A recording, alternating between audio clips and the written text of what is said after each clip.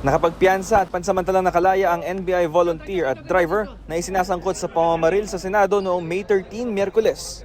Mula kahapon na hapon hanggang pasado hating gabi kanina, narito siya sa NBI headquarters sa Pasay para makipagtulungan sa parallel investigation ng PNP-CIDG at NBI.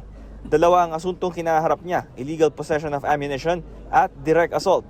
Itinatanggi ng NBI volunteer ang mga paratang. Noong nakaraang linggo, sumailalim siya sa paraffin test kabilang ang lahat ng NBI agent na nagpunta ng GSIS building. Ayon sa PNP Southern Police District, positibo siya sa gunpowder nitrates.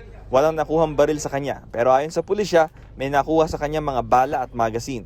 Itinatanggi ng NBI volunteer na nagpaputok siya ng baril. Wala po akong ipatok na kahit anong uri ng baril.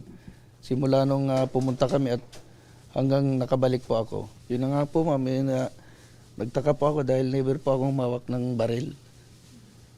Nung araw na yun, hanggang makarating kami doon, nakabalik ako. It's one of the things that we're looking at, pero inconclusive naman kasi yung sa test na yun eh. Like he mentioned actually is naaresto siya dun sa lugar kung saan nagkaroon ng putukan, so that could have possibly explained it. Sa video na nakuha ng GMA News, makikita ang NBI volunteer driver na nakaputing polo habang naglalakad sa 5th floor ng GSIS building sa kasagsagan ng putukan. Jacket at radyo ang kanyang dala at walang hawak na baril habang nagpapalitan ng putok ang OSAA at NBI. What we've seen so far is there's a video of him nung nahuli siya, and it clearly shows kung nasaan siya at kung paano siya umakto nung nahuli siya. Makikita naman hindi siya nagpapaputok nung time na yon, and makikita na civil yung kanyang pakikipag-usap sa umaresto sa kanya nung time na yon. Nilinaw rin ng NBI volunteer kung ano ang papel niya sa ahensya. Ako ay napag-utusan lamang po. Ako ay isang volunteer lang ng NBI.